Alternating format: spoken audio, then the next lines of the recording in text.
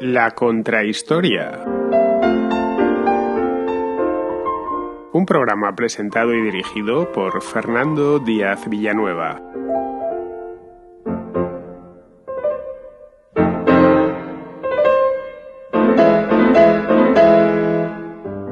Al despuntar el siglo VII, el Imperio Romano de Oriente, más conocido desde hace 3 siglos como Imperio Bizantino, era lo más parecido al centro del mundo.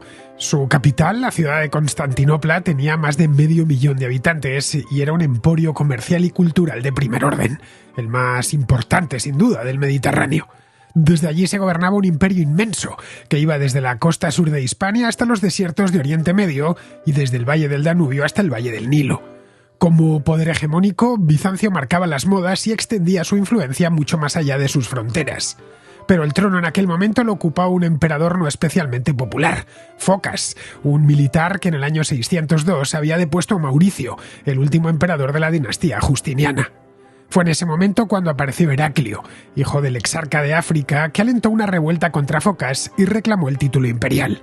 Heraclio heredó un imperio en crisis, amenazado por los persas sasánidas por el este y por los ávaros por el norte, pero tenía voluntad de devolver a Bizancio su antiguo esplendor. No fue asunto sencillo. Durante el reinado de Focas el imperio había perdido el pulso y cedía en todos los frentes. Los persas de Corroes II se habían apoderado del Levante y se habían abierto camino también por Anatolia, hasta el Bósforo. La mismísima Constantinopla llegó a estar bajo asedio. Pero la ciudad estaba bien protegida por sus imponentes murallas y una gran armada, por lo que resistió. Heraclio rechazó a los persas y pasó al contraataque. Pero era mucho el trabajo pendiente. Reorganizó el ejército y se lanzó contra los persas, a quienes terminó venciendo tras una serie de campañas victoriosas que consumieron varios años. Llegó incluso a tomar y saquear el palacio de Corroes en Dastagird, a orillas del Tigris. Aquello le costó la corona al emperador persa, que fue derrocado por su hijo, Cabat II, quien suplicó un tratado de paz a los bizantinos. Heraclio fue magnánimo y se lo concedió, pero solo a cambio de que se retirasen de todos los territorios que habían ocupado. Se reservó también el título de rey de reyes, que tradicionalmente llevaban los monarcas persas. Esta victoria le consagraría como el gran restaurador que aseguró la pervivencia del imperio. Para celebrarlo, devolvió la Veracruz a Jerusalén y adoptó el título de Basileus, una palabra griega que significa soberano y que los emperadores de Bizancio utilizarían durante 8 siglos. Pero la prolongada guerra entre persas y bizantinos dejó exhaustos a ambos. Apareció entonces otra amenaza en los confines sudorientales del imperio, la de los árabes, que acaudillados por el califa Umar penetraron en territorio bizantino y conquistaron en un periodo muy corto de tiempo Siria, Egipto, Armenia y Mesopotamia. El imperio persa sucumbió, el bizantino consiguió resistir, pero despojado de sus regiones más ricas y pobladas. A pesar de las pérdidas territoriales, Heraclio dejó un magnífico legado que permitió que Bizancio sobreviviese al huracán desatado en el desierto arábigo a mediados del siglo VII. El Islam se expandió en todas las direcciones, pero no consiguió rendir a los bizantinos, en buena medida por las reformas militares y administrativas que Heraclio puso en marcha. A él se debe, por ejemplo, que el griego se convirtiese en la lengua imperial por encima del latín, o que el corazón del imperio se trasladase a Anatolia y el sudeste de Europa. El Bizancio medieval nació con él y su dinastía. Durante siglos los reyes latinos de Occidente le profesaron una rendida admiración.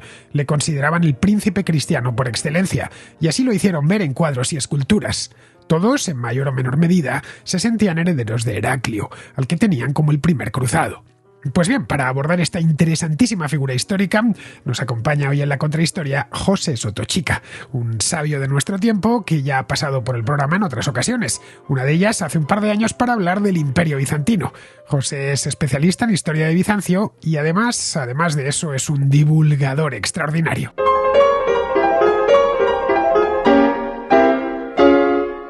Como os acabo de decir, tengo a José Sotochica, conocido por sus amigos simplemente como Pepe, y yo, que me precio de ser su amigo, pues le voy a llamar Pepe durante todo el programa. Espero que no os moleste, porque llamarle José Sotochica o señor Soto o doctor Soto estaría bien, sería lo propio, pero prefiero llamarle Pepe, porque además Pepe es alguien realmente accesible. Cualquiera que le conozca, y me consta que muchos de vosotros le conocéis porque le habéis leído, ha pasado por este programa ya en varias ocasiones. hace no mucho tiempo estuvo hablando conmigo y con Alberto sobre Egilona, ha hablado del Imperio Romano, ha hablado del Imperio Bizantino, de esto hace justo 2 años. Lo digo por si no lo recordáis, pero en junio del año 2022 hicimos Pepe y yo un programa que se llamaba Bizancio, el Imperio Necesario.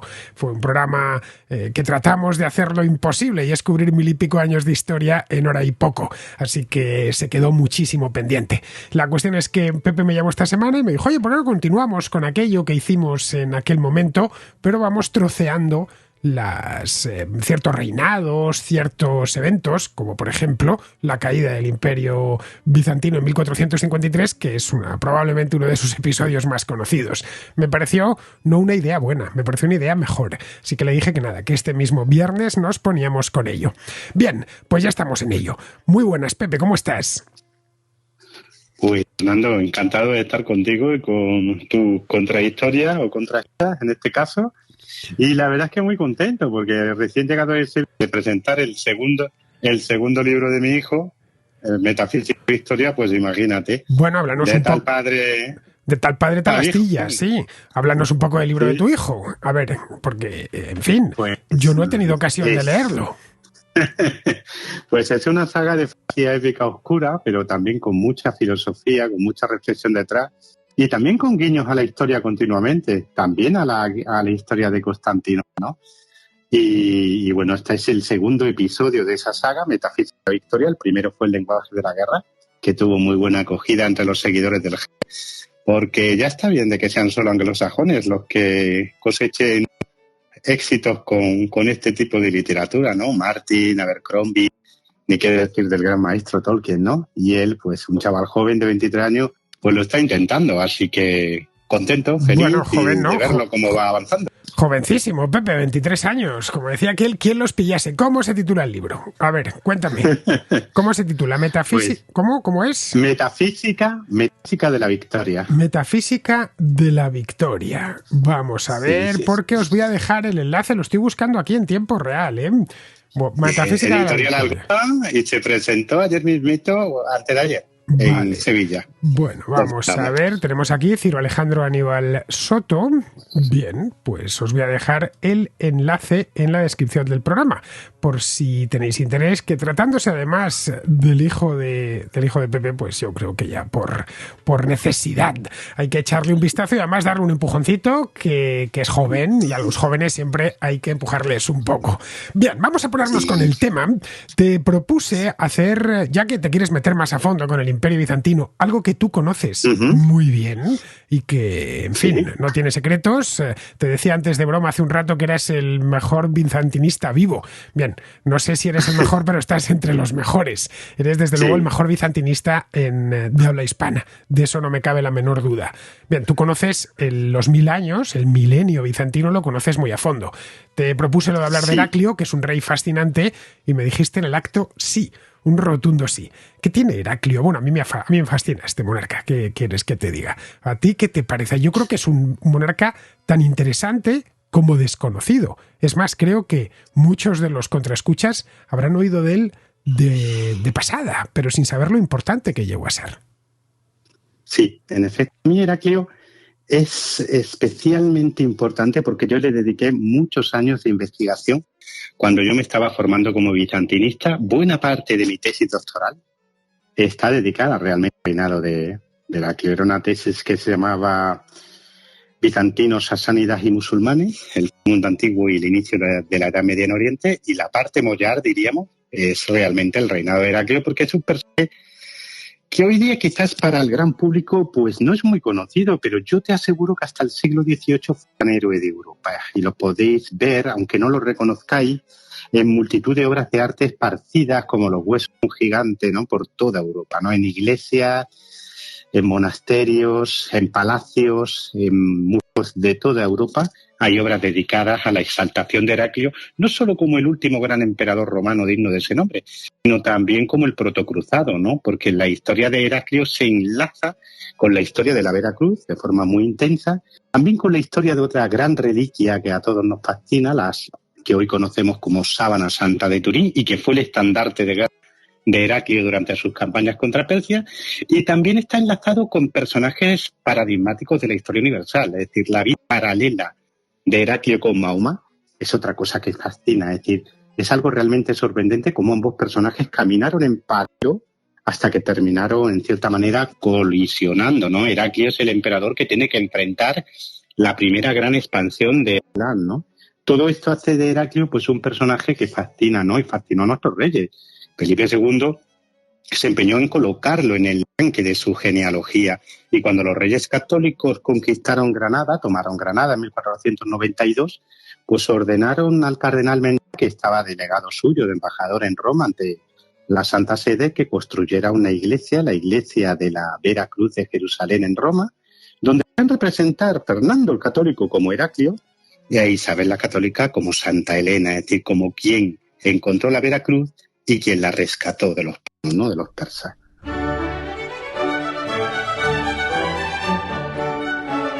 No, Santa Elena y Heraclio no fueron contemporáneos, aunque hay algún cuadro por ahí que aparezcan como contemporáneas. Esto que quede claro.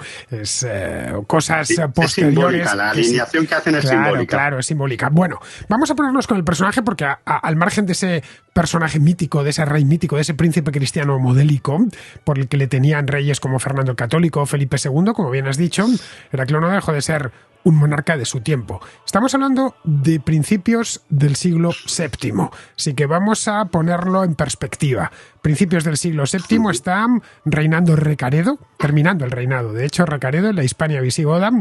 En lo que hoy es Francia tenemos el reino merovingio. Los carolingios todavía ni están ni se les espera, tardarán mucho tiempo en llegar. Tenemos lo que es la actual Italia controlada por los bizantinos, lo mismo buena parte del norte de África, una parte pequeña del sur de España.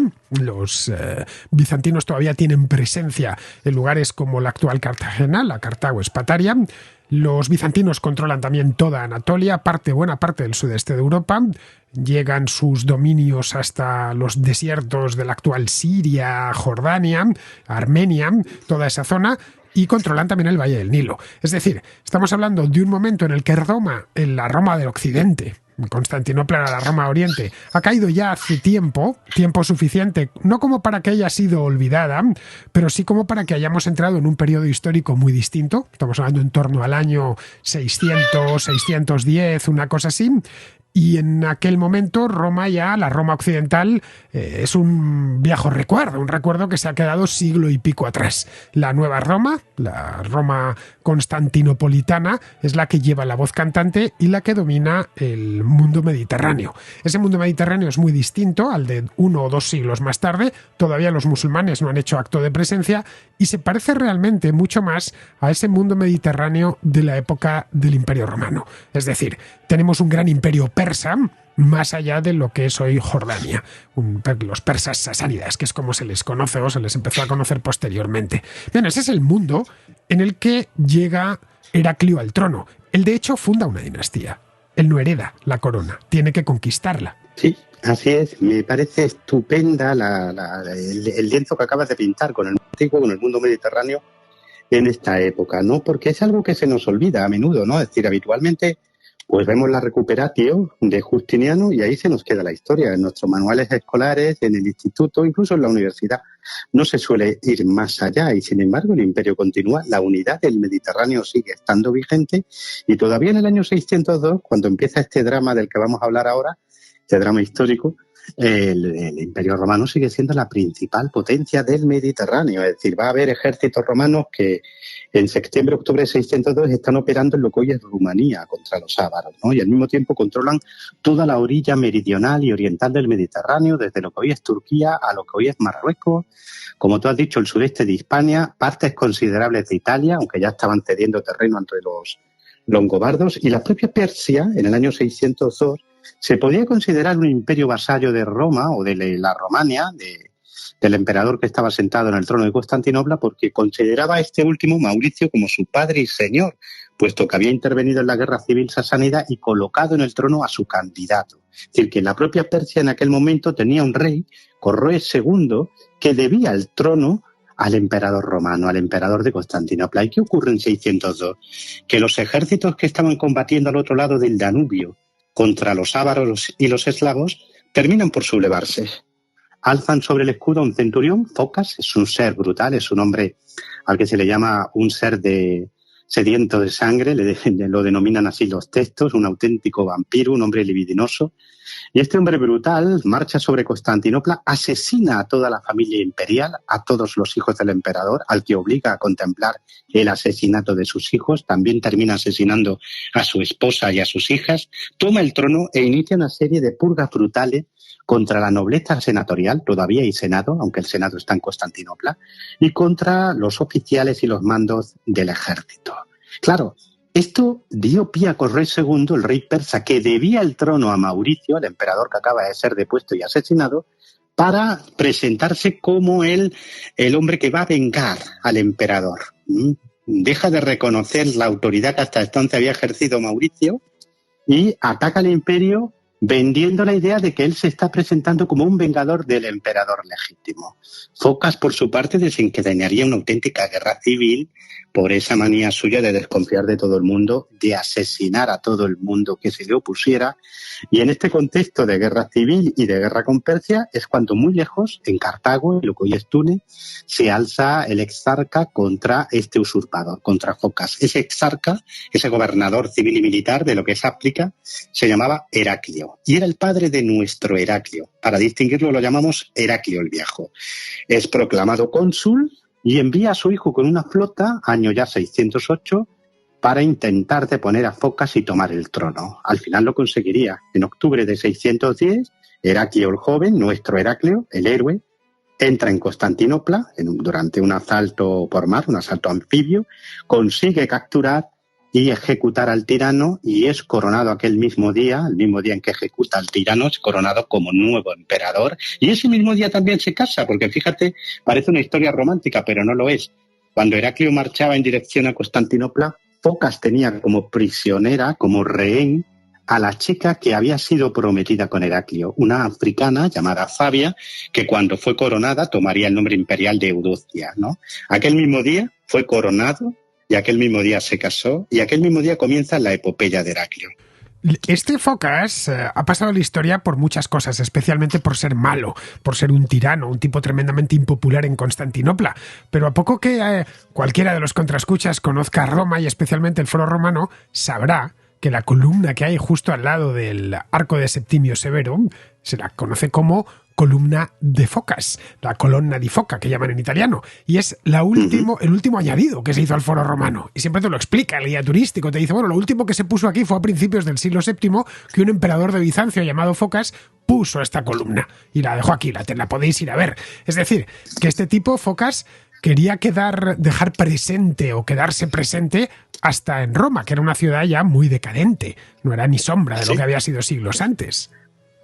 Sí, y no solo allí. Recientemente en Cartagena se han encontrado pues evidencias de que el teatro de la ciudad y algunos otros edificios públicos pues también tuvieron, entre comillas, el beneficio de un cierto remozamiento, de una cierta restauración, de una cierta decoración facilitada por el dinero del emperador Focas, ¿no? De hecho, Focas tuvo muy buena prensa entre los ortodoxos, entre los católicos, porque él se va a presentar como un defensor de la ortodoxia frente a las herejías monofisitas, ¿no? Y de hecho el Papa Gregorio Magno pues no va a tener una buena relación con él, al punto que Focas le va a ceder el Panteón de Agripa. El célebre Panteón de Agripa se convierte ahora en iglesia porque Focas lo dona a la iglesia, ¿no? Al papado. De manera que este hombre, pese a su brutalidad, pese a su capacidad para sembrar el terror, ¿no? De hecho, no solo desató varias guerras civiles dentro del imperio, mientras que los persas lo estaban conquistando, sino que también se volvió contra la minoría judía y desencadenó contra ella una espantosa persecución que terminó en matanzas de todo tipo a lo largo y ancho de Siria y de Palestina, ¿no? Pero pese a todo eso, sin embargo, fíjate qué curioso, que va a ser exaltado y va a ser celebrado por la Iglesia Católica, sobre todo en Italia, pero también en el resto de Occidente. Esto de la judeofobia es muy del siglo VII, porque en la Hispania visigoda es Sisebuto, unos años más tarde, el que desata una persecución contra los judíos. Sí, es todo el Mediterráneo. Empieza en Oriente. Estamos viviendo una época milenarista. Todo el mundo estaba esperando el fin del mundo, la llegada de la segunda venida de Cristo, la parusía, ¿no? Todo el mundo estaba viendo señales mesiánicas y apocalípticas. Y cuando digo todo el mundo, me refiero que no solo los cristianos, también los judíos estaban esperando la llegada del verdadero Mesías. Y los zoroastrianos, es decir, la religión preeminente en Persia, también estaban esperando una consumación de los tiempos. Estamos viendo una época milenarista y ya sabes que cuando la gente está esperando el fin del mundo le da por ponerse muy violenta, ¿no? Y en este caso esa violencia sobre todo se dirigió contra los judíos, en menor medida contra los samaritanos, que ya sabes que es una, vamos a llamarlo una facción del antiguo judaísmo para que nos entendamos. Y vamos, cruzó el Mediterráneo de punta a punta. Es decir, empieza en Oriente esas leyes que restringen la movilidad y la libertad religiosa de los judíos y que a veces incluso terminan pues en auténticas batallas campales en las ciudades, pero llega también aquí. Sisebuto, en el año 616, comienza a promulgar una serie de leyes contra los judíos, muy duras, durísimas. Y de hecho en el reino visigodo eso va a ser una constante hasta su conquista por los musulmanes.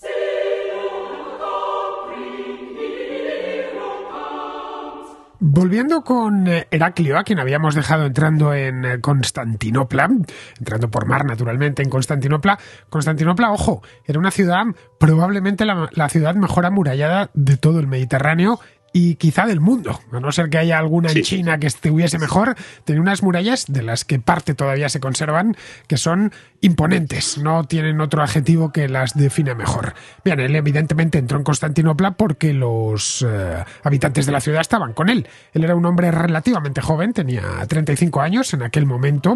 Focas había llegado al trono ya siendo, entre comillas, mayor, creo que tenía 50 y tantos, mientras que él llega siendo más joven y con cierto aura de líder guerrero y apoyado por el prestigio de su padre, de Heraclio el Viejo. Heraclio el Viejo había sido exarca de África y había sido general también de los propios monarcas de la dinastía Justiniana. Esa dinastía cuyo último monarca fue Mauricio, ejecutado por Focas. Había, en cierta medida aquí, no sé si te parece a ti, Pepe, una restauración de la dinastía Justiniana en otra familia, en este caso en la familia de los Heraclios. Sí, así se presenta, desde el primer momento se presenta así Heraclio. Él se presenta como un auténtico restaurador. Esta familia, los Heráclidas, provenía realmente de Armenia, eran armenios de origen. Pero como tú bien dices, el padre de Heraclio había sido un general bastante afortunado que había combatido bajo el gobierno de Mauricio. Por lo tanto, se van a presentar como vengadores de Mauricio también, ¿no? Heraclio el Viejo había sido general de Mauricio y por lo tanto se lo debían todo a él, ¿no? Desde el minuto uno va a ser una restauración. Y de hecho, Heraclio desde el minuto uno lo que quiere es restaurar el imperio tal y como había sido bajo Justiniano. Lo que pasa es que las condiciones políticas y la situación estratégica no se le van a permitir, porque cuando él llega al trono en 610, el imperio está ya peligrosamente cerca de un colapso, porque Persia, durante todos esos años de desastre, de gobierno de Focas, 602-610, pues han estado avanzando, han desmantelado la frontera fortificada que tenía el imperio en lo que hoy sería la frontera de Turquía, Siria e Irak, ¿no? La frontera mesopotámica, y ya estaban sus ejércitos entrando en Siria, en Capadocia, amenazando Oriente, y Oriente era la clave, porque es en Oriente donde está realmente la riqueza, el motor económico del imperio. Él tiene un problema también por el norte, no ya Heraclio, que por supuesto como emperador, sino el imperio en sí.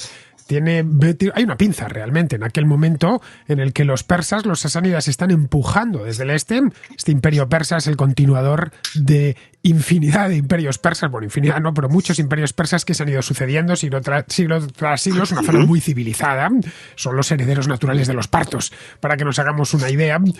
Y en el norte siguen entrando pueblos desde la estepa. Hay dos que están recién llegados, los avaros y los eslavos, que presionan la frontera del Danubio y de hecho consiguen romperla. Lo que se encuentra Heraclio cuando toma el poder, queda coronado como emperador en el año 610, es que tiene un imperio que no sé si se podría decir que está a punto de desaparecer, pero cuya viabilidad está en entredicho, cuando menos. Tiene dentro de las fronteras imperiales a un imperio, por un lado, y a pueblos de la estepa que están ya haciendo pillajes, saqueando, retirándole territorios de su control uno tras otro. En el caso de, como bien has dicho, en el caso de los persas, es que además le están fastidiando por donde más le duele, las regiones del imperio que son más ricas, que están más pobladas, el caso de Siria, el caso de Palestina. Es decir, por ejemplo, toman Damasco, que era ya una ciudad importante, ante la estupefacción de los propios bizantinos, que no tanto tiempo antes habían sido un imperio poderosísimo. ¿Qué es lo que había pasado? ¿Qué es lo que yo me pregunto? Y evidentemente no conozco tanto la historia de Bizancio, ni de lejos, como la conoces tú. ¿Cómo puede ser un imperio que en tiempos de Mauricio, finales del siglo VI, no hay quien le tosa, en una palabra, a principios del siglo VII se está derrumbando, está cayéndose a trozos? Es una cosa que a mí me llama la atención. Sí, y está muy bien apuntado, Fernando, porque en el año 602, como te decía, había un ejército romano batallando con éxito, de victoria en victoria, en lo que hoy son los Cárpatos, en un sitio donde ni siquiera los ejércitos de Trajano habían combatido, situado tan al norte, en lo que hoy sería la frontera precisamente entre Rumanía y Ucrania. Estaban los ejércitos romanos batallando con éxito. Y de repente te encuentras la situación que tú acabas de decir. En el invierno de 610-611, los ávaros, que son un pueblo de origen mongol, como ha demostrado la genética recientemente y como yo ya apunté en mi tesis doctoral, que acababan de llegar de Mongolia, que han construido un imperio, uno de esos imperios estilo Atila, vamos a llamarlo así, que se configuran muy rápidamente juntando pueblos, en este caso sobre todo tribus eslavas, pero también restos de las tribus germánicas y protobúlgaras, ¿no? Y que se extendía, pues, para que os hagáis una idea, desde Baviera, desde lo que hoy es Baviera, pues hasta lo que hoy es el río Volga. Hasta lo que hoy es el río Volga. Eso es el imperio de los ávaros, ¿no? Y están desbordando el imperio, están atacando los Balcanes. Ahora es cuando se eslavizan los Balcanes, zonas que habían sido de lengua latina, como lo que era Tracia, lo que era Iliria, es decir, básicamente lo que serían Serbia y Bulgaria a grandes rasgos, ¿no? Empiezan a eslavizarse, a convertirse en países eslavos justo en este momento, ¿eh? Y por otro lado, Persia. ¿Cómo ha sido esto posible? ¿Cómo pues? Básicamente porque a partir de 602 el imperio entra en una dinámica realmente de autodestrucción, es decir, cuando uno ve las purgas que pone en marcha Focas, lo que le sorprende es que va directamente contra la clase dirigente. Focas se presenta como una Dalit de los soldados sin rango, de los soldados de las filas, pero también del pueblo de Constantinopla, ¿no? Se presenta como una Dalit en contra de las clases dirigentes. Pero claro, esas clases dirigentes son las que han proporcionado el funcionariado y, por supuesto, la oficialidad del ejército. Y Focas realiza tal cantidad de purgas contra lo que hoy llamaríamos la administración del imperio y contra los mandos del ejército, que deja al imperio en cuadro, lo deja prácticamente sin gente capaz de hacerse cargo ni de su administración ni de su defensa. Súmale a eso que estaba más preocupado por las divisiones internas, por las sublevaciones, por las guerras civiles que él mismo desencadena, que por hacer frente a ávaros y persas. Y ahí tienes la respuesta. Es decir, al final resultaba que Focas estaba más interesado en aplastar a la disensión interna que en hacer frente a los peligros exteriores, y por supuesto Persia aprovechó la ocasión. En 611 saquea Antioquía, que es ya la tercera ciudad del imperio. En 613 toma Damasco, como tú acabas de apuntar, y en 614 da un golpe terrible para la moral de los romanos. Roma era desde el año 313, desde la conversión de Constantino, un imperio sagrado. El emperador era literalmente, Cristo en la tierra, la imagen corpórea de Cristo en la tierra. Esto lo dice el Sacramentum Militiae, el que pronunciaban los soldados romanos en esta época, ¿no? Pues ese imperio sagrado ve como su capital sagrada, Jerusalén, es saqueada por los persas. Y cómo se llevan de ella las reliquias de Cristo para ponerlas a los pies de la reina de Persia, que era cristiana, Shini, que va a dar lugar a la Cherezá de las Mil y Una Noches, ¿no? Claro, esto es lo que se encuentra Heraclio. Un imperio sin administradores, sin generales, porque todo eso ha sido devorado por la política, diríamos, arribista y revolucionaria de Focas. En lo que se encuentra de primeras es que tiene un imperio muy disminuido y que tiene a los persas en las puertas de la ciudad, porque consiguen abrirse paso por Anatolia hasta el Bósforo y poner sitio a la propia Constantinopla, algo que unos años antes hubiera sido simplemente impensable. No es ya que perdiesen Cartago Espataria, que por supuesto se perdió en esta misma época, pero Cartago Espataria era, la actual Cartagena en España, era poco menos que indefendible. Estamos hablando de que se pusieron los enemigos delante de la ciudad.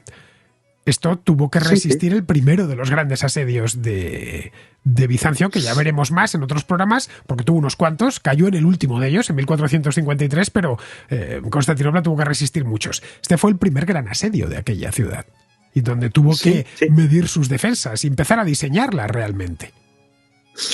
Constantinopla sufrió 22 asedios de enemigos exteriores y solo en 2 ocasiones, 1204 y 1453, fue tomada, ¿no? Era una ciudad muy fuerte. Luego, si quieres, vemos las defensas de Constantinopla porque todavía hoy se pueden visitar y yo animo a la gente a que cuando vaya a Estambul las visite porque son realmente colosales, impresionantes todavía hoy. Pero fíjate que Heraclio se encuentra una hacienda arruinada, no hay oro en el tesoro, sin oro no hay soldados, un ejército disminuido porque las guerras civiles y las fracasadas guerras contra Persia y los ávaros pues han acabado con buena parte del ejército, de ese gran ejército que todavía tenía Mauricio, y se encuentra pues una situación apocalíptica, literalmente, porque la gente al ver que cae Jerusalén, pues lo que están viendo es que los tiempos se están consumando y que aquello para ellos era el final del mundo que estaba anunciado para una fecha que a todos nos suena que es 666. Que era cuando se tenía que manifestar el anticristo en la tierra y luego ya vendría el triunfo definitivo de Cristo, ¿no? La gente está viviendo el fin de los tiempos. Ese es el contexto, ¿no? Y tienen ejércitos persas que año tras año penetran en lo que hoy es Asia Menor, Turquía, y como tú bien dices, se te plantan delante de Constantinopla, que era una ciudad que estaba ya siendo como una suerte de isla, porque por el otro lado los ávaros, por ejemplo, en el año 619, también la están atacando. Están lanzando auténticos raids en los que se llevan a miles de ciudadanos que capturan como esclavos y se los llevan a lo que hoy sería Hungría, etcétera, etcétera, ¿no? Se pierde Egipto, Fernando, que Egipto es el motor económico del imperio. En el año 617, Sarbarat, el jabalí salvaje de Persia, el mejor general que tiene el Shahanshah, el rey de reyes de Persia, Corrés II, entra en Egipto y en 619 toma Alejandría, que es la segunda ciudad más grande del mundo mediterráneo del imperio, la segunda más poblada y un puerto de primerísima. Por primera vez en 1000 años, una flota persa navega por el mar Mediterráneo y ataca Creta, Rodas, Kos, Éfeso. Es decir, es algo increíble. El Imperio Romano se está deshaciendo como un azucarillo y Heraclio se ve impotente ante esta marea de enemigos porque no cuenta ni con oro ni soldados. Y es aquí cuando aparece algo realmente sorprendente en la historia de Roma, del Imperio Romano, porque vamos a ver cómo un emperador se tiene que convertir primero en héroe. ¿Por qué en héroe? Porque cuando a ti ya no te queda ninguna opción de resistencia lógica, es decir, no tienes oro, no tienes soldados, solo te queda una opción, que es galvanizar a tu población, aunarla en torno tuya y convertirla en una auténtica arma. ¿Pero cómo haces eso? Pues él lo hizo recurriendo a la religión y a convertirse a sí mismo en una figura heroica. Lo primero que va a hacer es pactar con los ávaros, Fernando. Voy a entregaros el poco oro que tengo a cambio de que me deis una tregua, porque de esa manera voy a poder sacar ejércitos de Europa, de lo que me queda en Europa, y trasladarlos a Asia. Y el 5 de abril del año 622, Heraclio se presenta ante ese último ejército romano, unos 40.000 hombres, en lo que es el lago de Nicea, muy cerquita del actual Iznik, se dice así en turco Nicea, ¿no? Y se presenta ante sus soldados vestido como uno de ellos, calzando las botas negras que eran el emblema del soldado romano desde los tiempos de la República, ¿eh? Y se presenta llevando en la mano un estandarte, como no ha llevado ningún otro emperador romano, que es lo que ellos llamaban la Cristopolia o Tetrasagion, que es lo que tú y yo llamaríamos la sábana santa de Turín. Bien. Imagínate esa escena, ¿no? Un emperador romano portando la sábana santa y diciéndole a sus soldados que ya no son solo soldados de Roma.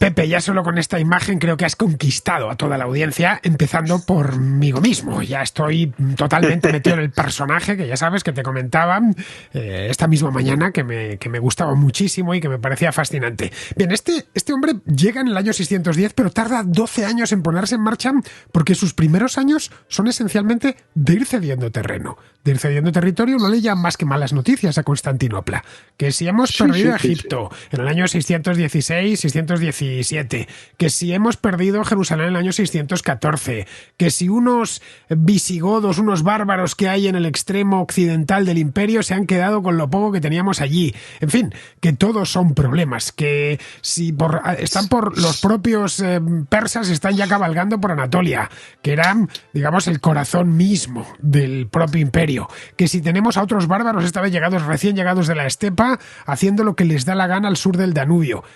Él se pasa 10 años, una década entera, en la que hasta que pasa el contraataque. Tiene, aparte de convertirse en un héroe, tiene que hacer una serie de reformas, porque si no, no pone en marcha otra vez esa máquina imperial. Fíjate qué es lo que hace durante esa primera década.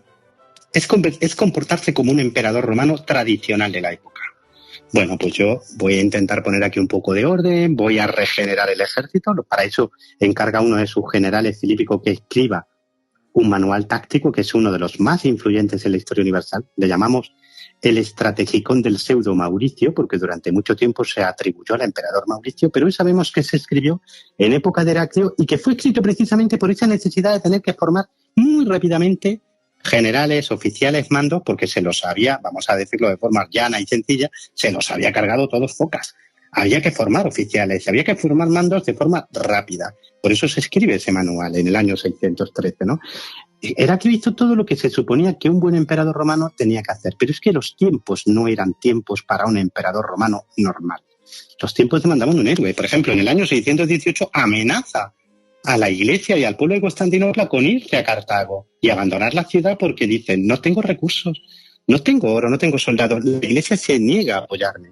Esto consiguió que la Iglesia, por fin, sacara todas las riquezas que tenían las iglesias y con esas riquezas se acuñó moneda y se empezó a pagar soldados y a alistar soldados en los ejércitos, ¿no? Y con todo esto ya por fin, en 622, cuando por fin Heraclio dice, bueno, ser un emperador normal no ha funcionado.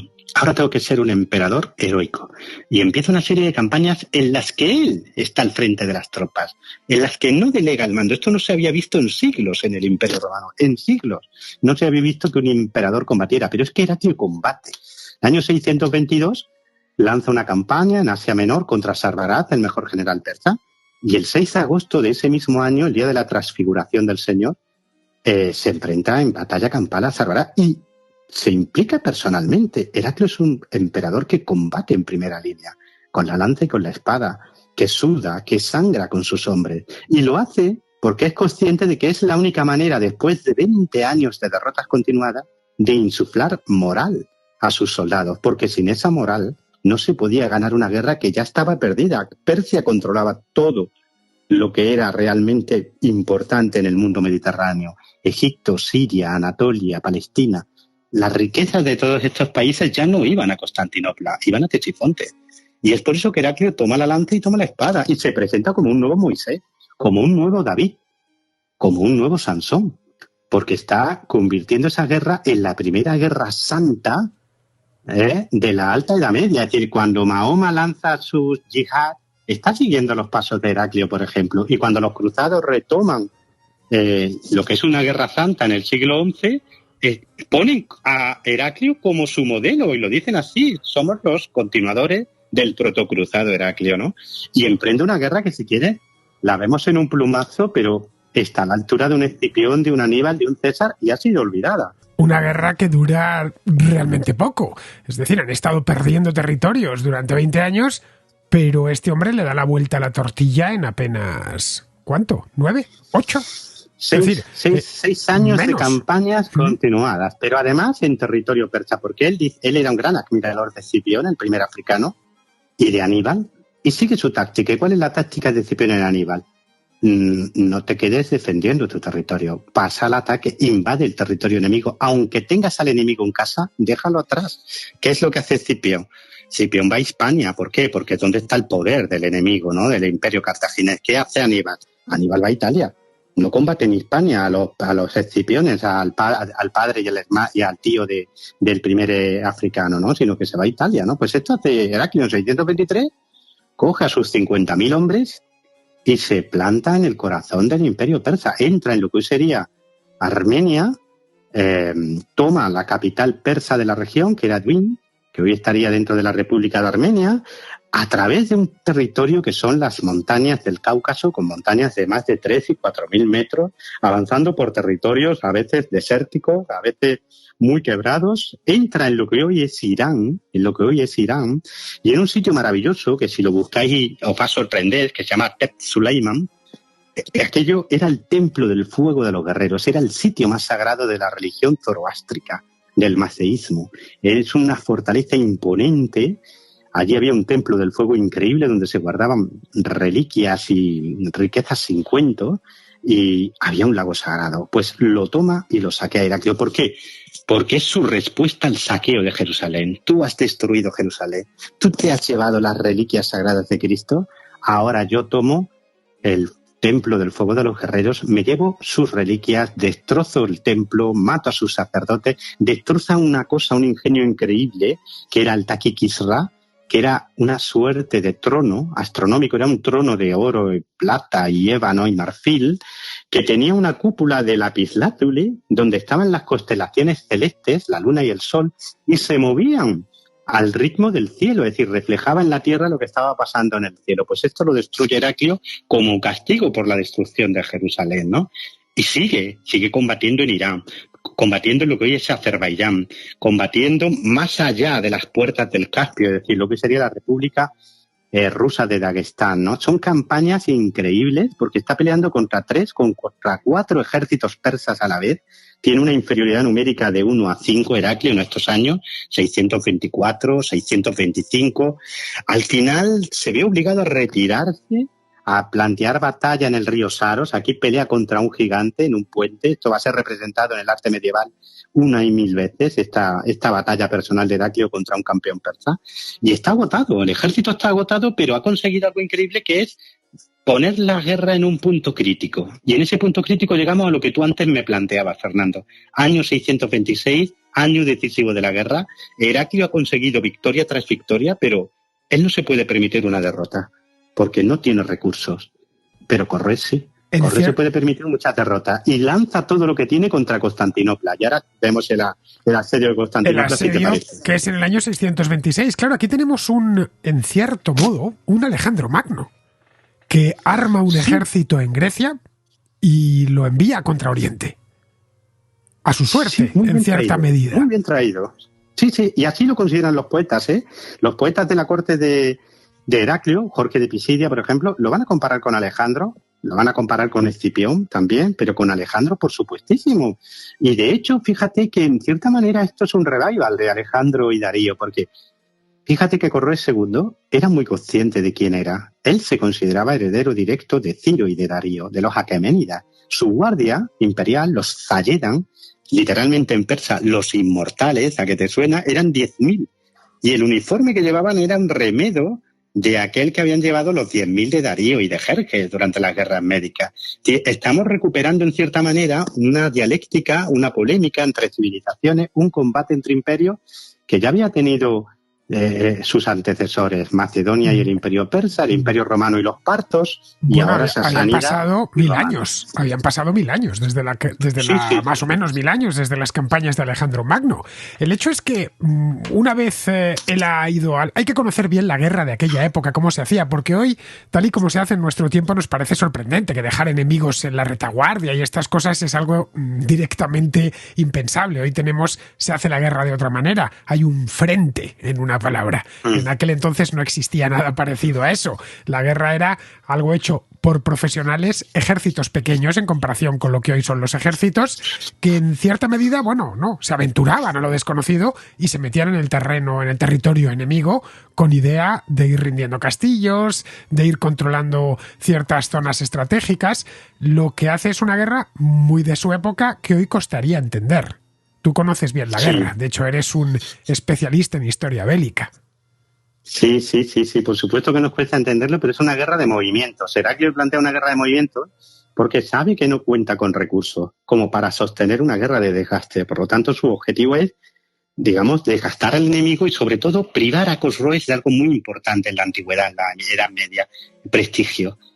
Tú eres quien tiene que darle seguridad a tus súbditos. Y Heraclio lo que ha demostrado en estos años es que Cosroes no puede proteger a Persia, porque él ha entrado hasta el corazón de Persia y ha salido victorioso de ahí. Pero ahora ahora se enfrenta al contraataque persa. Khosrov II ha pactado con los ávaros, han llegado a un acuerdo, ambos imperios, el de las estepas, asentado ya en lo que hoy es Hungría, Rumanía, Ucrania, y el imperio persa, y en el año 626, en junio, se plantan en la orilla asiática frente a Constantinopla un ejército persa de 40.000 hombres, y en la orilla europea llega el Hagan de los ávaros, al frente de un ejército multiétnico de ávaros, de gépiros, que eran una tribu germana, de protobúlgaros, de eslavos, sobre todo 80.000 hombres. Y se plantan ante una Constantinopla que era la ciudad más grande del mundo, como tú antes recordabas, una ciudad que estaba en torno a los 700.000 habitantes, que tenía un perímetro de 23 kilómetros de muralla.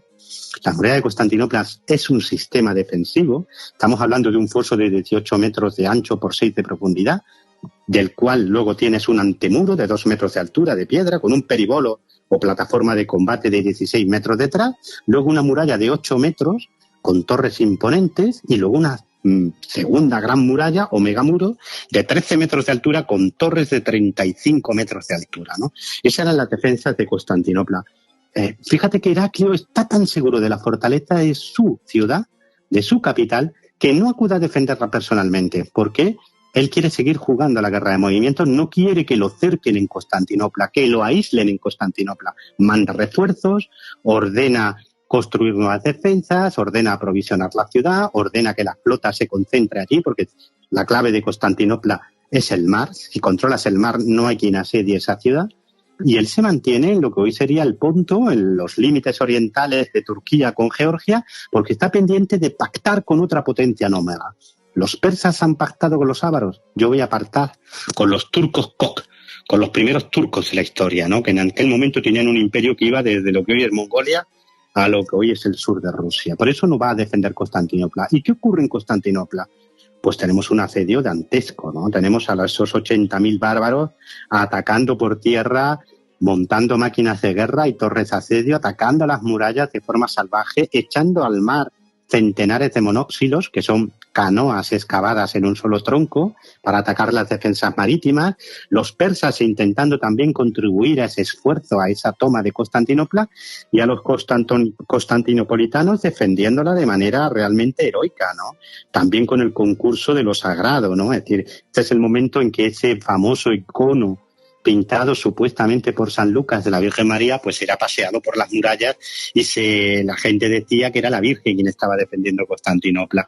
Fuera ella o no fuera, lo cierto es que Constantinopla fue capaz de resistir este asedio brutal, y en agosto de 626 ávaros y persas tienen que retirarse vencidos, ¿no? Y Constantinopla se salva. Y mientras tanto Heraclio ha derrotado a otro ejército persa en campaña, a las lanzas doradas, se ha plantado en el corazón del Cáucaso, ha entregado a su hija en matrimonio al Jan de los turcos y ha conseguido firmar con el Jan de los turcos una alianza. En el año 626, por lo tanto, digamos que es el punto de inflexión de esta larguísima guerra.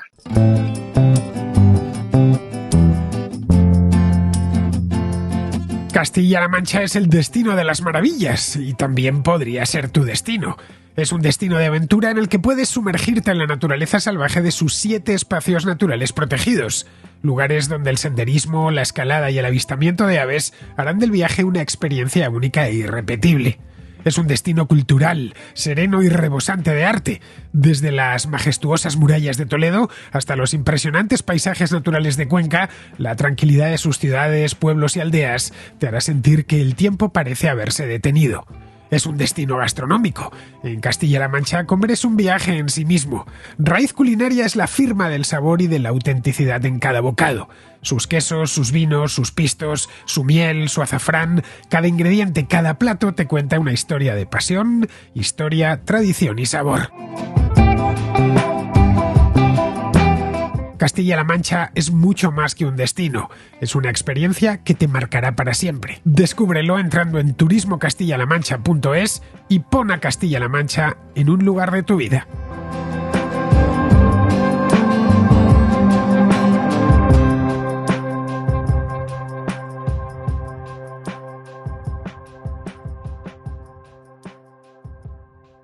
no debemos olvidar, y esto es importante, que para que nos hagamos una idea de cómo eran el perímetro de las murallas de Constantinopla, que la M30 de Madrid, conocida por muchos de los oyentes, tiene 32 kilómetros de perímetro. Es decir, Qué bien traído. Prácticamente, esto para que nos hagamos una idea, imaginémonos que la M30, en lugar de una autopista de varios carriles, fuesen murallas. Bien, eran las murallas de Constantinopla y todo lo que hay dentro de la M30, que es muchísima gente y una cantidad de espacio considerable. Hasta hace no tanto tiempo, la ciudad de Madrid era lo que había dentro de la M30, antes de que empezase a expandirse a lo bestia ya después de la Guerra Civil. Bien, tras el sitio de Constantinopla del año 626, hubo otro episodio en el reinado de Heraclio que ha pasado a la historia de su reinado y a la historia de Bizancio, y que tendría unas consecuencias y un efecto en el mundo cristiano occidental que duraría siglos, pero siglos y siglos, que fue la restauración de la Veracruz, es decir, la supuesta cruz que había encontrado Santa Elena siglos antes, como contabas antes, en Jerusalén. Santa Elena había vivido, pues creo que fueron 2 o 3 siglos antes de Heraclio, y que se custodiaba en la propia Jerusalén. Bueno, pues él la restaura, la devuelve después de que hayan pasado los persas sasánidas por allí. Esto los cruzados lo utilizarían años más tarde, siglos más tarde lo utilizarían como, no sé cómo decirlo, como leitmotiv, como recurso principal, reclamo para sus propias cruzadas que empezarían pues ya con el nuevo milenio. Bien, esto de la restauración de la Veracruz, él quiso, ya en su momento, sin saber que cientos de años después llegarían las cruzadas, Heraclio quiso que viniese revestido de toda una ceremonia. Estaba haciendo algo importante. Sí, por supuesto, porque tenemos como 2 planos. Tenemos una guerra con un plano puramente militar, ¿no? Donde entran los ejércitos, la logística, el dinero, ¿no? Pero también es una guerra ideológico/religiosa, ¿no? Que tiene un plano celestial, ¿no? Se está combatiendo no solo en la tierra, sino en los cielos, entre la cruz y el fuego sagrado de Ahura Mazda, el dios de los persas, ¿no? Es un combate singular entre imperios, pero también entre dioses, ¿no? Entre el dios cristiano y el dios persa, ¿no? Y en ese contexto es donde tenemos que entender lo que es el ciclo épico, heroico de la Veracruz, que si vais pues a cualquier iglesia del viejo mundo de Europa, vais a tenerlo, por ejemplo, en la Sainte-Chapelle en París, la segunda planta, todas las vidrieras están contando el ciclo de la Veracruz. Y lo mismo ocurre en la Catedral de Zaragoza, por ejemplo, en la vieja Catedral de Zaragoza, y en multitud de otras iglesias, en Florencia, en Roma, en Alemania, en multitud de ciudades también, del Valle del Rin, en Inglaterra, en fin. Esto es un ciclo épico que va a ser uno de los ciclos más aclamados, más afamados en todo el medievo y también en la Edad Moderna, ¿eh? ¿Qué es lo que le pasa a Heraclio? Heraclio se ha encontrado, como te decía antes, con que Jerusalén ha sido saqueada. Los persas sabían muy bien lo que significaba Jerusalén. Tenemos un relato de un contemporáneo, de alguien que vio lo que pasó con sus propios ojos, que sobrevivió a la matanza. En 614, los persas asaltaron Jerusalén con la connivencia de la población judía, que si recuerdas hablábamos de que los judíos habían sido muy perseguidos por Focas, y digamos que esta población ve como salvadores, como libertadores a los persas. De hecho, Corroes va a ser celebrado como un nuevo Ciro, un Ciro gentil que va a liberar al pueblo de Israel de la tiranía de la nueva Babilonia, que para ello es Constantinopla, es Roma, es el imperio, ¿no? Hay una matanza espantosa de cristianos, más de 57.000 fueron asesinados en las calles de Jerusalén, 35.000 fueron deportados a Ctesifonte, y con esos deportados iba el patriarca e iba también la Veracruz, esa reliquia que había sido descubierta supuestamente por Santa Elena y que fue llevada en triunfo a Ctesifonte porque la reina de Cosroes era cristiana. Cosroes está pensando en edificar un imperio universal donde él, en cierta manera, representa a la vieja Persia, él es mazdeísta, es zoroastriano, y su esposa principal, su Bambisa Bambik, su reina de las reinas, es nestoriana primero, luego ya monofisita, y representa a la mayoría de sus súbditos, porque este imperio persa universal, la mayoría de sus súbditos, después de la conquista de Siria, de Palestina, de Egipto, son cristianos, ¿no? Entonces, para él es muy importante la cruz también.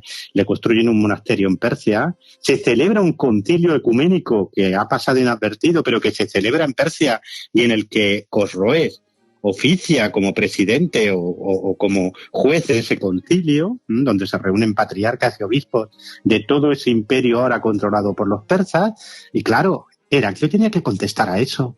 ¿Cómo contesta? Saqueando, como te he dicho antes, el templo del fuego de los guerreros, pero también batalla a batalla, triunfo tras triunfo, se va acercando a su gran objetivo, que no solo es un objetivo político, sino ideológico, que es la recuperación de la Veracruz.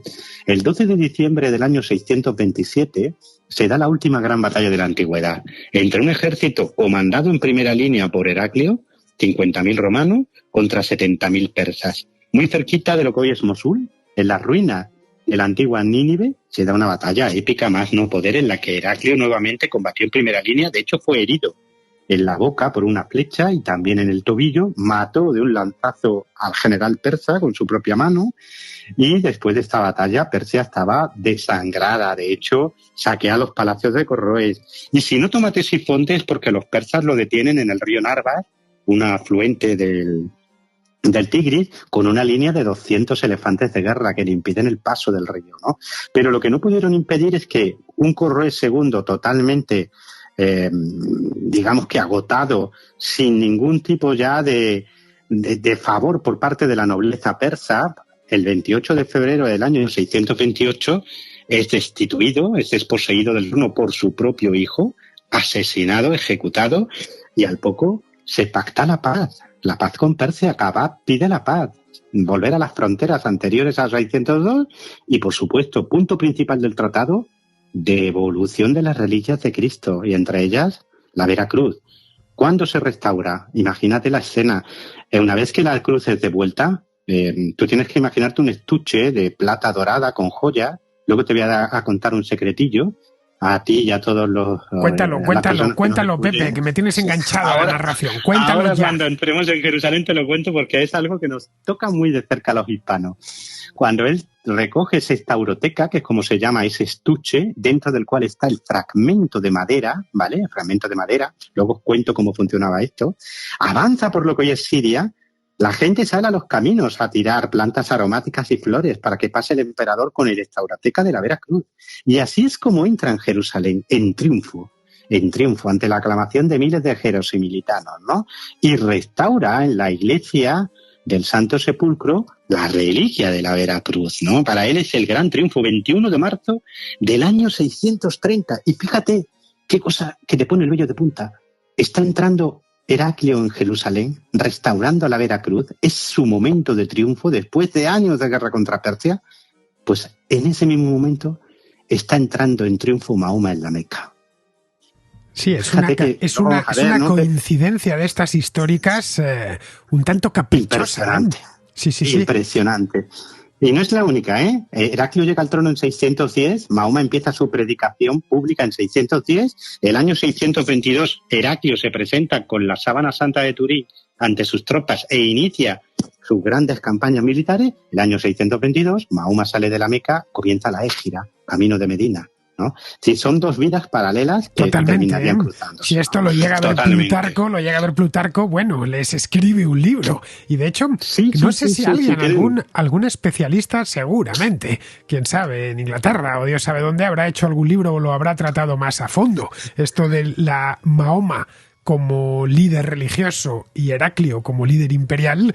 Es más, Mahoma no solo tuvo constancia de la existencia de Heraclio, sino que además se cuenta que hasta le escribió una carta. Sí, según la tradición musulmana, esto lo recoge, por ejemplo, Al-Tabari, que es un historiador perso-islámico de finales del siglo IX, comienzos del X. También aparece en la biografía de Mahoma de Ibn Ishaq, que no la conservamos, pero que se retrotrae a la segunda mitad del siglo VIII. Escribe una carta, y esto es una tradición islámica muy potente a Heraclio, ¿no? Heraclio aparece en el mundo musulmán como un ser un poco trágico que conoce su destino, pero lo enfrenta con orgullo, ¿no? Pero volviendo a la Veracruz, fíjate qué cosa más bonita. Estaba yo haciendo mi tesis doctoral, y tú sabes que evidentemente que yo soy ciego, pero claro, tienes que tirar de ojos amigos a veces. Y yo estaba viendo una serie de miniaturas, me refiero a través de los ojos de una persona maravillosa en mi vida, que es mi sobrino Jorge, doctor en química, pero un apasionado de la historia. Me estaba ayudando a ver un manuscrito francés del año 1400. ¿Por qué? Porque contenía la leyenda de la Veracruz, ¿no? Esto está en docenas y docenas de libros medievales, ¿no? Estamos viendo las miniaturas de Heraclio entrando en triunfo en Jerusalén. Me las estaba describiendo. Y de repente me dice mi sobrino, ¿qué hace Heraclio con la cruz de Caravaca? Claro, yo me quedé paralizado porque la cruz de Caravaca, la que tú y yo conocemos, empieza a difundirse en Francia a finales del siglo XV y esa miniatura es del año 1400. Pues empezamos a investigar y a investigar y a investigar. Y si tú vas hoy a la Catedral de Limburg, que es donde se guarda un fragmento de la Vera Cruz que fue robado por los cruzados en 1204 de la Capilla Imperial de Constantinopla y que probablemente es el auténtico fragmento de la Vera Cruz, o al menos el que Santa Elena envió a Constantinopla. Bien, pues en ese Stauroteca, robado por los cruzados en 1204, si tú lo abres, verás la cruz de Caravaca. Por eso la cruz de Caravaca tiene esa forma, porque hay una conexión templaria, que esto pone el vello de punta, porque el conde de Steuben-sur-Meuse, que fue el cruzado que robó, porque no se le puede llamar de otra manera, esa Stauroteca de la Vera Cruz de Constantinopla, y que lo donó a un monasterio que regía una abadesa que era su hermana, posteriormente algunos de sus hombres participaron en la conquista del reino de Murcia y se quedaron allí como templarios. Y esa es la conexión de la cruz de Caravaca con la cruz de Heraclio. Y así es como terminó en Murcia. Caravaca, como bien sabéis, está en la región de Murcia y su cruz es una cruz que tiene doble transepto. Es una cruz muy famosa en España, no sé, en otros países, quizá como sé que muchos me escucháis desde América, no sé si allí tendrá algo de predicamento, pero en España tiene bastante. Hay una basílica en Caravaca de la Cruz, que así es como se llama el pueblo, una basílica barroca muy famosa, donde los murcianos pues suelen ir con gran veneración a ver la propia basílica y además a venerar la Veracruz. Esto de la Veracruz es importante porque si te fijas, las primeras procesiones de Semana Santa, ya en la Baja Edad Media, no son procesiones de imágenes, son procesiones de la Veracruz. El motivo tiene una fuerza bestial. Sí. Es la exaltación de la Veracruz que se inicia con Heraclio y Heraclio llevó esa Stauroteca en sus manos, ¿no? No me refiero al de Caravaca, pero digamos que la forma, la figura del original de Caravaca está copiado de esa Stauroteca que hoy está en Limburg y que probablemente Heraclio fue el que recuperó y el que llevó en triunfo primero a Jerusalén y luego a Constantinopla. En el año 629, tenemos que ir avanzando un poquito, ese es el punto álgido del reinado de Heraclio. Ha vencido a los persas, no solo eso, ha convertido el imperio persa en buena medida en un protectorado, porque se ha hecho con el título de rey de reyes. Es decir, se convierte él al menos sobre el papel, en el emperador de Persia y ha colocado al hijo de Corroes como una suerte de rey cliente. En ese momento nada se le resiste. Pero se está en el sudeste del imperio, en los desiertos de Arabia, se está cociendo algo que él desconoce por completo, a diferencia de Mahoma. Mahoma sí sabía de la existencia de Heraclio, porque era el hombre más poderoso del mundo, o al menos de su mundo. Pero, claro, Heraclio no sabía quién era Mahoma, un caravanero de la lejanísima Arabia, un lugar que estaba muy poco poblado, lejos, con el que había sí un contacto comercial, pero nada más. Nadie realmente prestaba atención en el siglo VII, a principios del siglo VII, a lo que pasaba en la Meca o lo que pasaba en Medina. Bien, en ese momento sucede algo ahí en el corazón de Arabia que tendrá unas consecuencias muy grandes, no ya sobre el Imperio Bizantino, sino el Imperio Bizantino del propio Heraclio. Él es el primero que se tiene que enfrentar a esos árabes musulmanes que salen de la península, que terminan de dar la puntilla al Imperio persa sasánida y lo hacen desaparecer de la historia, y que le dan el que probablemente sea el bocado definitivo al Imperio Bizantino para convertirlo en el Imperio Bizantino que conocemos a partir de ese momento. Ese Imperio Bizantino formado por una parte europea que consta esencialmente de Grecia, Tracia y, dependiendo de la época, territorios más al norte, y en el lado asiático de Asia Menor. Esa es la imagen que tenemos del Imperio Bizantino en el siglo XI, en el siglo XII, en el siglo XIII. Bien, este Imperio Bizantino nace en este momento, porque pierde Egipto, pierde Siria, pierde Palestina, es decir, más allá de Anatolia, pasa a ser territorio islámico y a formar parte de califatos, etc. La cuestión es que el imperio persa había quedado exhausto después de aquella guerra con los bizantinos, y el imperio bizantino también, pero uno sucumbe y el otro resiste Aquí habría que... Yo creo que la historiografía ha sido un poco malévola con Heraclio. Le ha culpado en cierta medida de perder Jerusalén, de perder Damasco, de perder Egipto, de ser un rey fracasado, porque con Heraclio los cristianos posteriores tenían un sabor agridulce. Por un lado, efectivamente, devolvió la Veracruz a Jerusalén y derrotó a los persas sasánidas, pero por otro lado fue derrotado por los musulmanes. Fue, de hecho, el primer príncipe cristiano en ser derrotado por los musulmanes. Luego ya vendrían muchos más, pero este fue el primero. Y esto genera en sus sucesores cierto sabor agridulce, especialmente a partir del siglo XVIII, y se le empieza a considerar un fracasado. Es decir, no prima tanto su victoria ante los sasánidas como su derrota ante los árabes. Sí, y también porque el propio Heraclio es un ser controvertido. ¿Por qué? Porque es un héroe, es el protocruzado, es el emperador que salva al imperio de los persas, pero también es el emperador que pierde buena parte del imperio a manos de los árabes, y también es un emperador hereje. En un momento dado de su vida, precisamente ese año 629, él quiere resolver uno de los grandes problemas que tenía el imperio romano, la división religiosa, mientras que parte de los habitantes del imperio, sobre todo en Europa, en África, son lo que tú y yo llamaríamos católicos y ortodoxos, ¿no? Otra buena parte, Egipto, Siria, son monofisitas, coptos y jacobitas, ¿no? Él quiere acabar con esa división, volver a la unión de las iglesias, y propone una solución intermedia que se llama monotelismo, y que nadie va a aceptar, y que ya lo cubre a él con el baldón de la herejía. Y tiene otro problema. Se ha casado después de su primer matrimonio. Cuando su mujer fallece, se casa con Martina. ¿Quién es Martina? Su sobrina. Es un matrimonio morganático que evidentemente enfrenta a Heraclio también con la Iglesia. No es ni las leyes de Roma ni las leyes de la Iglesia permitían un casamiento así. Y Heraclio lo impone a su sobrina del trono. Claro, todo eso hace que cuando llegue la derrota, pues haya motivos para decir, esto es un castigo de Dios. Claro, por el monofisismo. Dios ha castigado a tu orgullo. Esto es importante recordarlo, en qué consistía esta herejía. El monofisismo es muy propia de esta época. Hoy nos puede parecer algo de chiste, pero en aquel entonces había unas disputas tremendas por este tipo de cosas. Como bien sabemos, desde el Concilio de Nicea se reconoce en Cristo, se reconocen dos naturalezas, la naturaleza divina, por un lado, y la naturaleza humana, que no están separadas, habitan en la misma persona y no están confundidas, no se confunden entre ellas. En el caso del monofisismo, esas dos naturalezas están ahí, pero la naturaleza divina absorbe a la naturaleza humana. Por lo tanto, tenemos solo una naturaleza. Bien, esto se consideraba una herejía intolerable, y esa es la razón por la cual se le consideraba un hereje.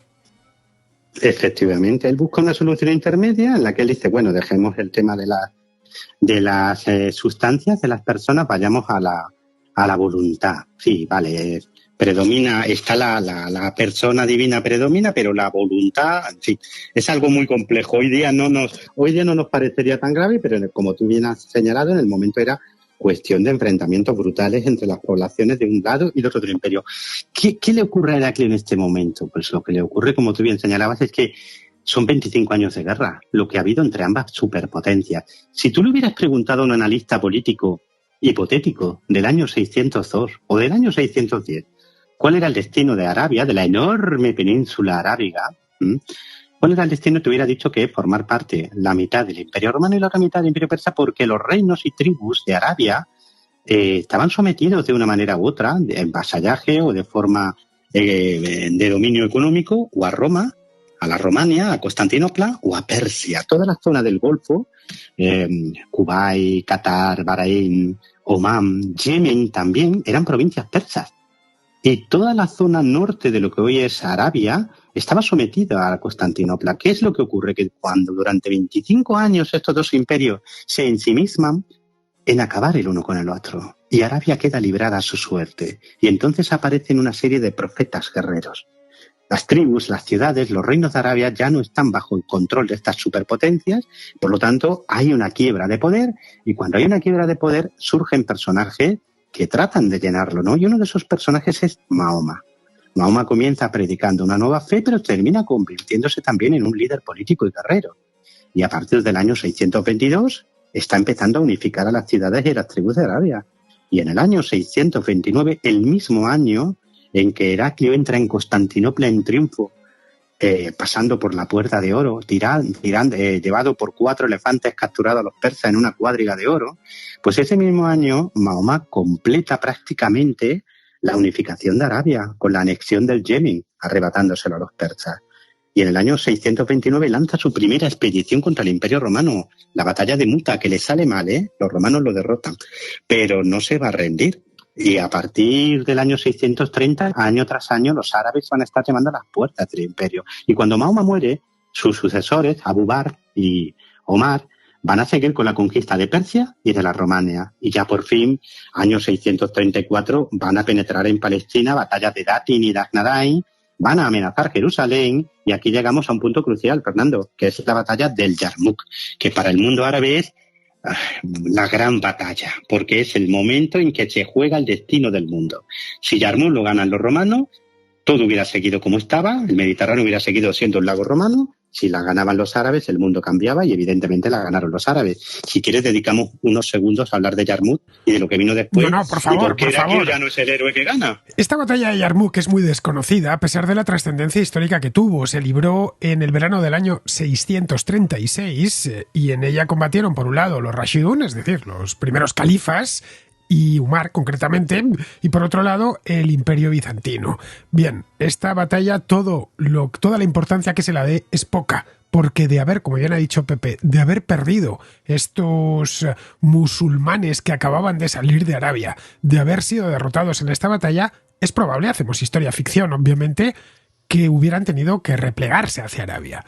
Y no hubiera sido nunca islamizado el Levante, porque con esta batalla con Yarmuk se pierde todo el Levante. Esto, a partir de ahí ya es imposible recuperar nada. Es más, los bizantinos se tienen que replegar hacia el norte, pierden Egipto y lo pierden todo, más allá de Anatolia. Así que, por favor, adelante, procede, Pepe. Sí, por supuesto, sí, tal cual lo has descrito.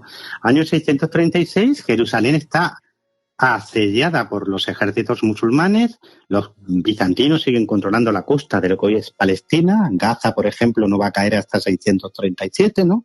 Cesarea Marítima hasta 621, pero claro, hay que hacer algo, hay que reaccionar. Tenemos un Heraclio envejecido, a un Heraclio enfermo. Pues sabemos que padecía, probablemente sobrevivió a un ataque de rabia, que es algo muy extraño que suceda. Muy pocos seres humanos tienen la fortaleza de sobrevivir a la rabia. Heraclio lo hizo.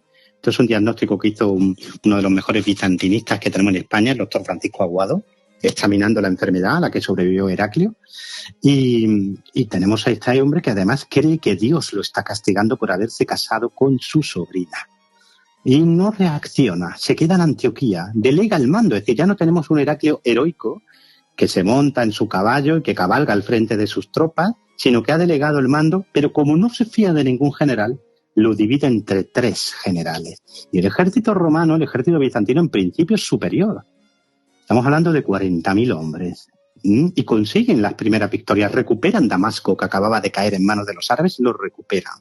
Pero se dejan llevar a una trampa por uno de los grandes genios de la guerra olvidado, que es Jalid, la espada de Dios. Un general árabe que ya había servido a Mahoma y que ahora servía al califa Omar, y que consigue que los romanos extiendan mucho sus líneas. El ejército romano se va a extender a lo largo de 25 kilómetros sus líneas y va a traerlo a una trampa mortal.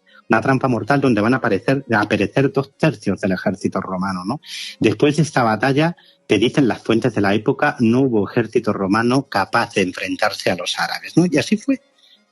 Fue una matanza absoluta. Además, la batalla terminó de forma muy épica porque en mitad de una tormenta de arena se dieron los últimos compases de la batalla, ¿no?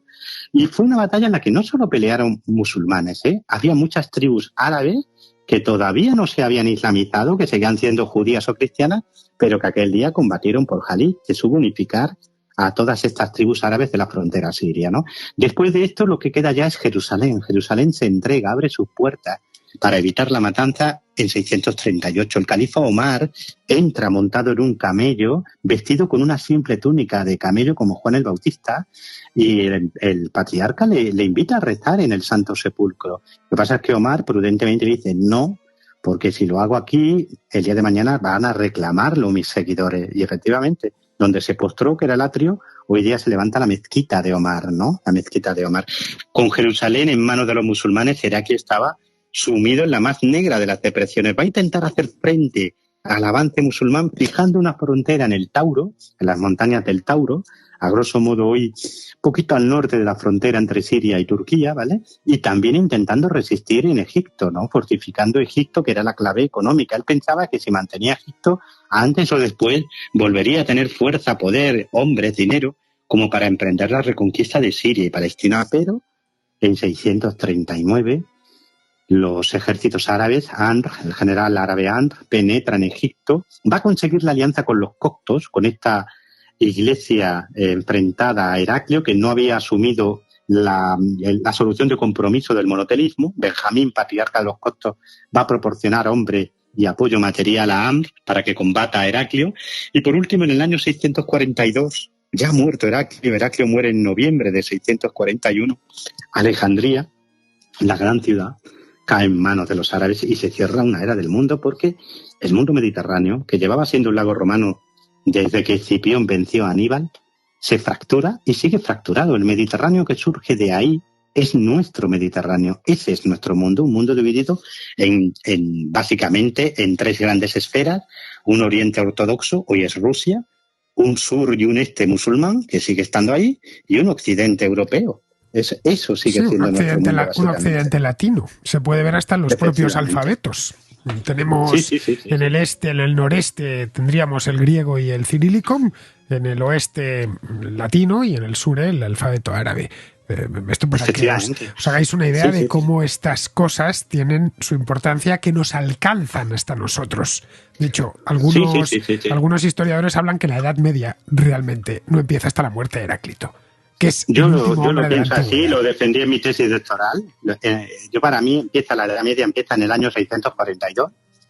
Y fíjate, al hilo de lo que dices, que me ha parecido muy interesante, es durante el reinado de Heraclio, cuando el latín deja de ser la lengua oficial del Imperio Romano. Hasta el año 629, el latín era la lengua oficial, en la que se seguían emitiendo los decretos imperiales, acuñando la moneda y, por ejemplo, también dirigiendo al ejército, que se le daban las órdenes en latín. A partir del año 629 es el griego. Y es curioso porque la mayor parte de bizantinos hablaban o griego de forma nativa o hablaban el griego como koiné, es decir, como lengua franca. En el Levante, por ejemplo, se hablaban otras lenguas, pero todos o prácticamente todos hablaban el griego. Hay otro detalle con este hombre, con Heraclio, y es que deja de utilizar el título Augusto y empieza a llamarse Basileos, que es rey o soberano en griego, que es como ya se empiezan a denominar a sí mismos los emperadores romanos, porque lo de Romaioi no lo cambian, siguen llamándose romanos hasta el último día, hasta 1453, pero ya se llaman, su título ya no es un título romano, latino, Augusto, ya es un título griego. Efectivamente, así es, porque él va buscando también presentarse no solo como un emperador romano, sino como un rey sagrado, como un rey ungido directamente por la mano de Dios, que ha cumplido una misión mesiánica, que es la restauración de la Veracruz. Luego todo esto se va a ir al traste con la conquista musulmana, pero en su momento álgido, cuando da ese cambio, ese paso, que es en 629, digamos que lo que está haciendo Heraclio es dar un giro al Imperio Romano para convertirlo todavía más en un imperio sagrado. Fíjate qué cosa más impresionante, Fernando. Cuando en abril de 628 ya ha pactado la paz con Persia, ya sabe que le van a devolver la Veracruz, que van a retornar en las provincias perdidas, lo primero que hace es ir al verdadero Ararat. El Ararat auténtico, de los documentales de National Geographic, no es el de Armenia. Ahí no hay que buscar el Arca de Noé, ahí nunca ha estado. De hecho, esa ubicación es muy tardía, Empezó a hacerse popular en el siglo XVII y la primera referencia es del siglo V. ¿Dónde está el verdadero Ararat? El que, por ejemplo, nombra Flavio Josefo, y el que era para todo el mundo, para cristianos, musulmanes, etcétera, el único auténtico Ararat, pues hasta el siglo XIII y todavía para el Islam. Se llama Jebel al-Hudi y está en la frontera entre Turquía e Irak.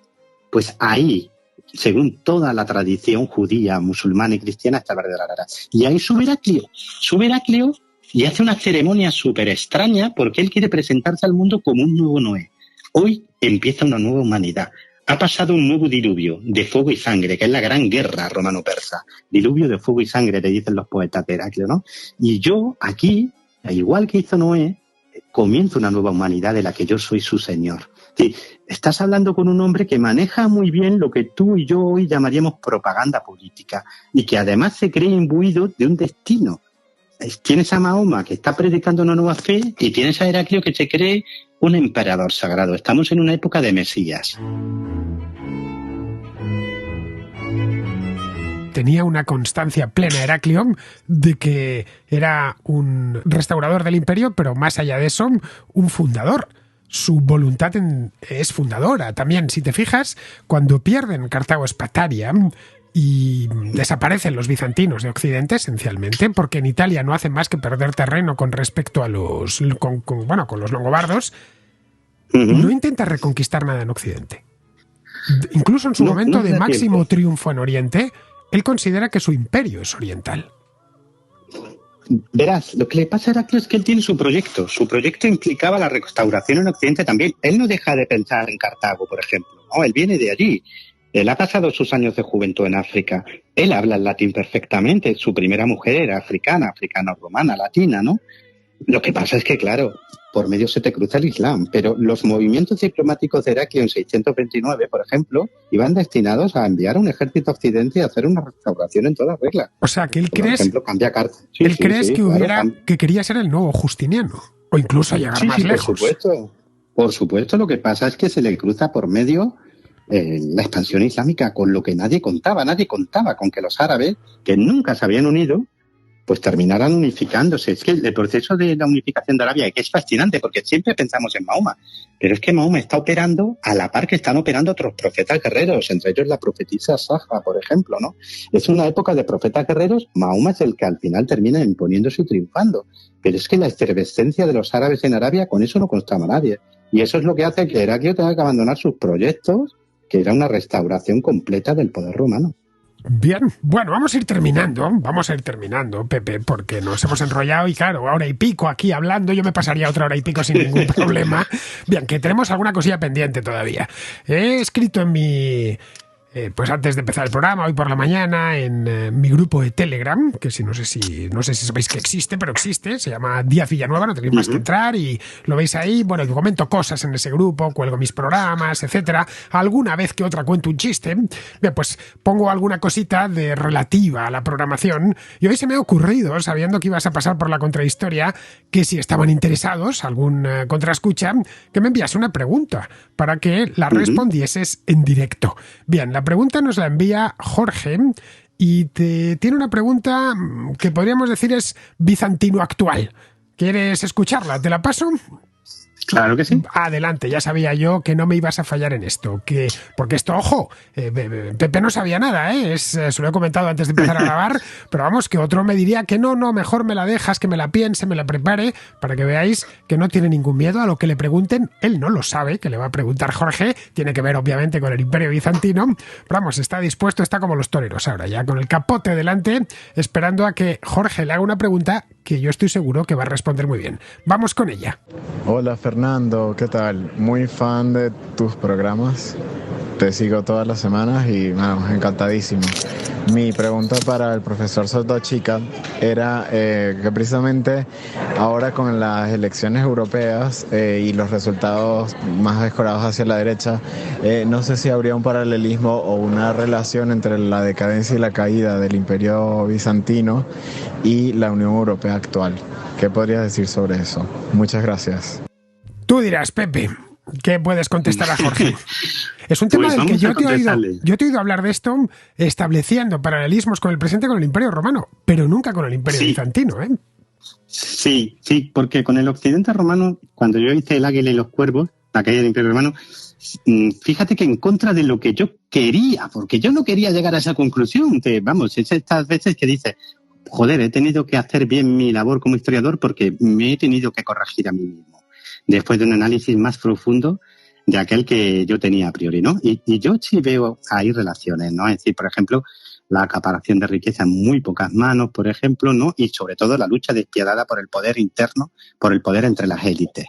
Pero en el caso de Bizancio, que es lo que nos preocupa, lo que nos pregunta Jorge, vamos a tratar de contestarle.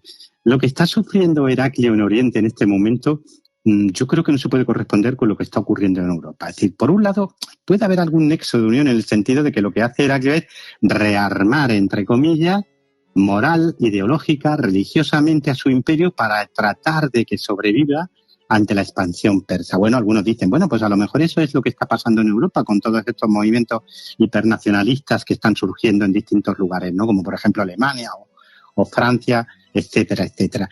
Pero yo creo que no, porque el Imperio Bizantino es un imperio universal, es un imperio aglutinador. Heraclio, por ejemplo, es de origen armenio, pero en torno así de su persona hay africanos, hay capadocios, hay tracios, que hoy diríamos búlgaros, ¿no? Es un imperio donde la etnia no tiene ninguna importancia. Lo que tiene importancia es la pertenencia a un sentido universal que es Roma, que eso lo seguían manteniendo a pie juntillas. Roma era un imperio universal.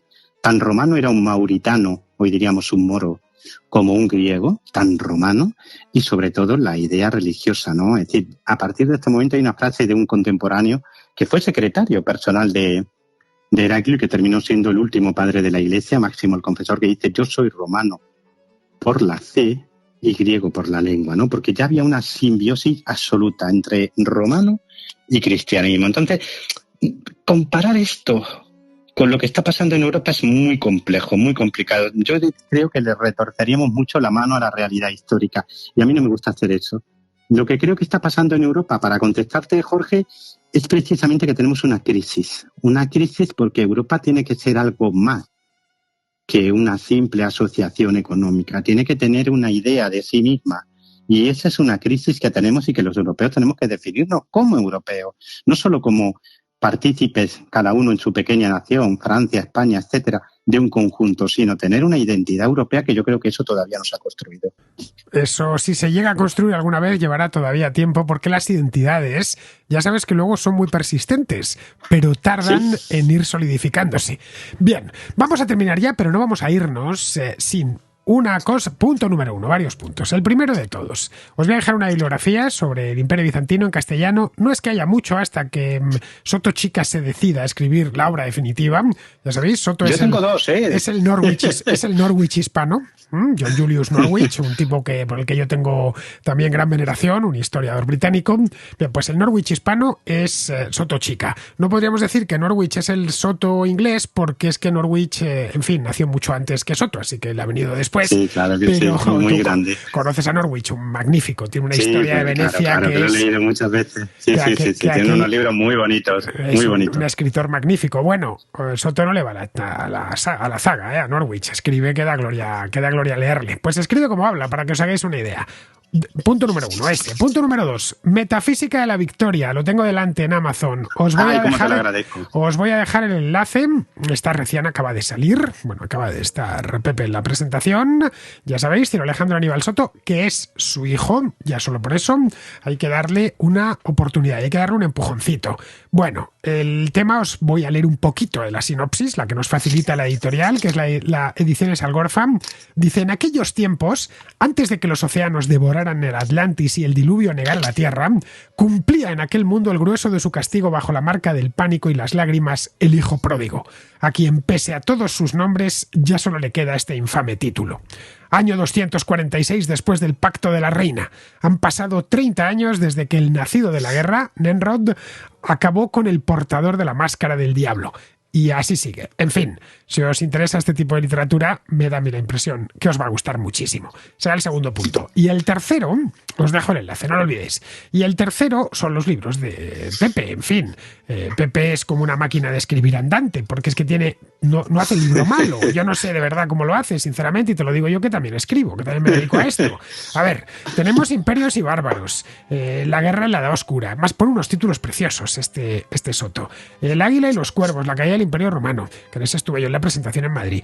El Leovigildo, rey de los hispanos, que ya lo presentó en la contrahistoria. Los visigodos, hijos de un dios furioso, que no me digáis qué preciosidad de subtítulo. El Gilona, reina de Hispania, que la vimos hace solo unos meses. Y luego tiene también un par de novelas que invitan mucho, ¿eh?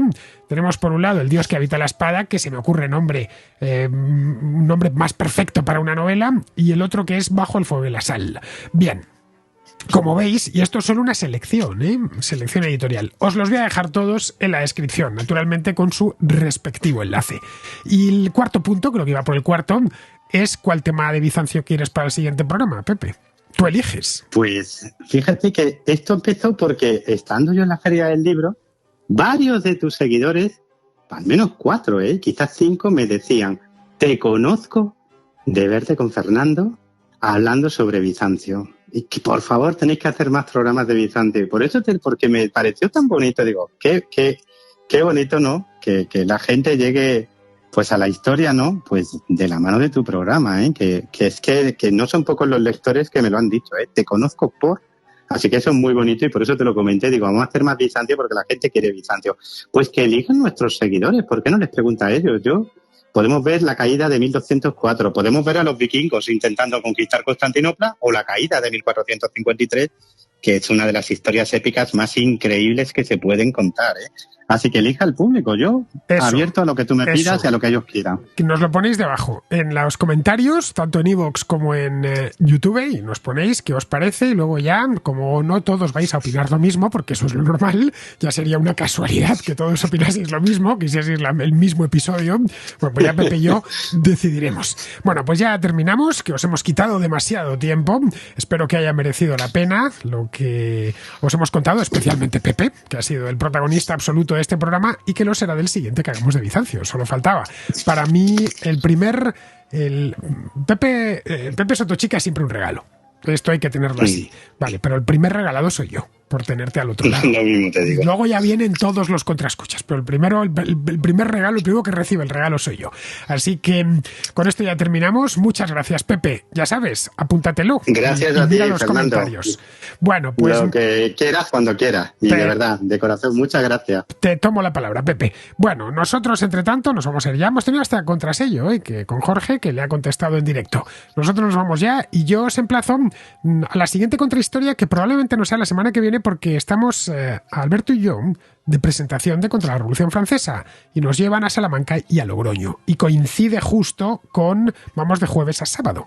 Resultado, pilla justo en la contrahistoria, y no me va a dar tiempo, y menos una contrahistoria con el tiempo que lleva de preparación, a hacerlo de tren en tren, que es lo que vamos a estar pues dentro de una semana justo, Alberto y yo con nuestro librito debajo del brazo.